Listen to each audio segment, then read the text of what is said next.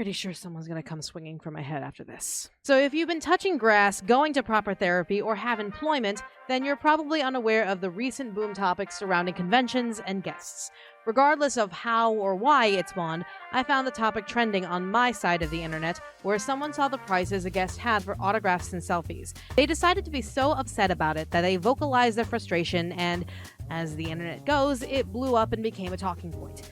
What wasn't really surprising was the amount of support this person had about their frustrations, slating that guests were apparently scamming convention attendees by charging for autographs and selfies.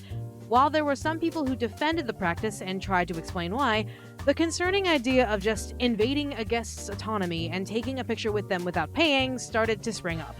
This is why I am making this video now. If you don't know who I am, my name is Michaela Laws. I am the voice actor for Frankie in Glitch Productions' Knights of Guinevere, Sylvana from Catface's My Street series, and plenty of other roles that are on my website or are Googleable.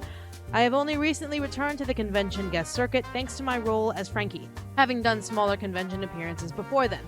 I'm also a VTuber, which is slowly branching into the interests of conventions for meet and greets, so I felt doubly motivated to speak about the convention guest experience and try to at least explain why guests charge for things when normal non-convention going people would find that cuckoo bananas. So let me first start off by saying that the argument of charging for autographs and selfies at conventions is not a new argument.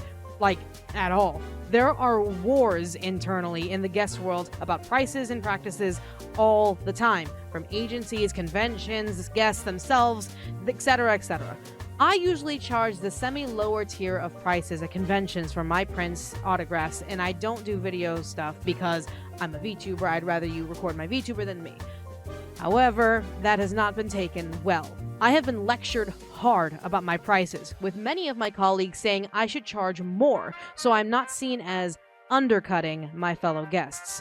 While the argument of me being worth it is usually tossed in as well, it often neglects the truth of the matter. Attendees already shell out large amounts of money to go to conventions, and more often than not, they usually do so when they learn a person they admire is a guest there. This argument of charging or not is not by any means a new battle. All of us are in the constant communication circle of how we run guest appearances. Some of us charge more, some of us charge less, some not at all.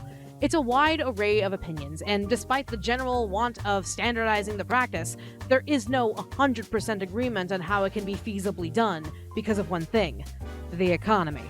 See, at least for voice actors, our jobs are to be auditioning for projects, getting cast in those projects, recording for those projects, then getting paid. Animators and artists are constantly at their desks, producing their work for pay, etc., etc. Simple, right? That is how we pay our rent, or at least provide the sacrificial kibble to our fur children in exchange for them not biting our wires and ruining our lives. We are available at a job, we do the job, we get paid. Thank you, Captain Malcolm Reynolds. However, when it comes to conventions, we are taking time out of doing our job to come out and see attendees. That's a weekend we're not grinding our vocal cords against a studio wall, begging to be cast in something. It's a time when guests are not doing their expected jobs, so they're not getting paid. Kinda makes sense there? Now, some people might think, well, conventions probably pay you to come out, so it's not a big deal, right? While years ago it was not unprecedented for a convention to pay an actor an appearance fee to show up for their show, now it's become standard practice to only provide flight, lodging, food, and a promise of guarantee, which basically means you can sell things and you will make this much money, or we will pay the difference to ensure you are paid for your time somehow. Appearance fees aren't much of a thing anymore, as sometimes that fee can be exorbitant and cut into a convention's bigger budget, depending on the talent. It lifts the responsibility off of conventions, thus not raising ticket prices for you all, and places the trust to guests to be worth their table space. As such, it is on the guest to use that appearance to sell autographs and such to make it worth their time away from their actual jobs. You know, to pay for that kibble. So how do we measure what to charge? Again, this is an argument all of us have had with each other and still have with each other. Many of us are pretty firm on our set prices, while others may change their prices depending on the convention, role, or expected turnaround of meet and greets. Bottom line though, we have to make enough to not worry about those missing auditions or jobs we could be doing instead to make sure that we, can keep working in the field that we want to keep working in.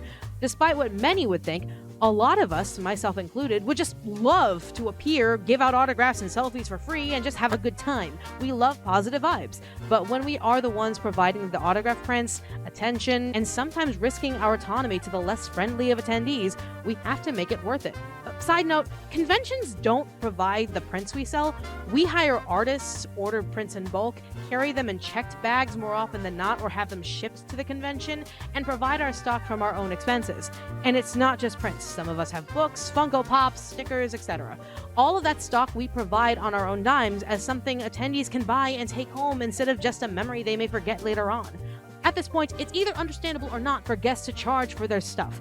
Everyone has their opinions on it, but with the facts laid out, I can only hope some people understand why guests charge for things. However, I want to be incredibly clear about something.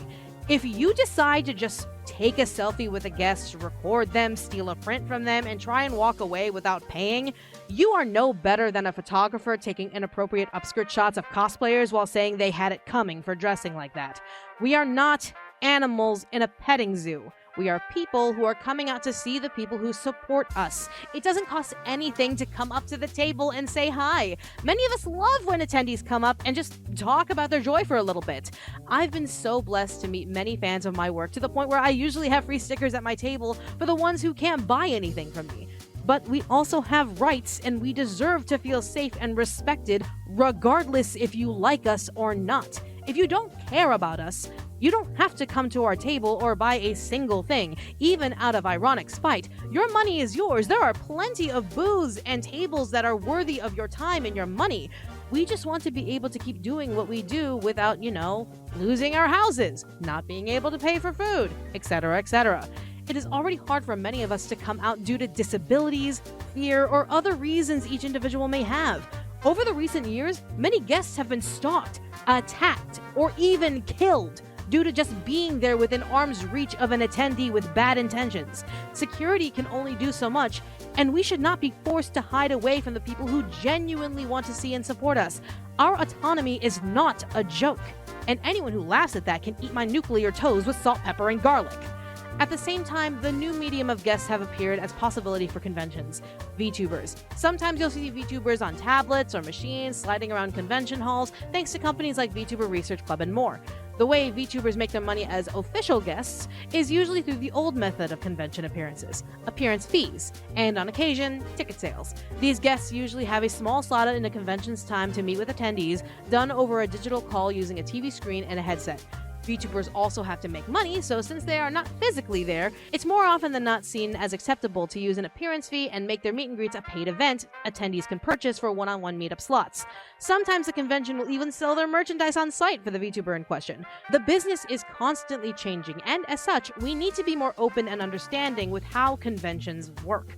So with that said, it's to each individual to make their own opinion about the practice of charging for autographs.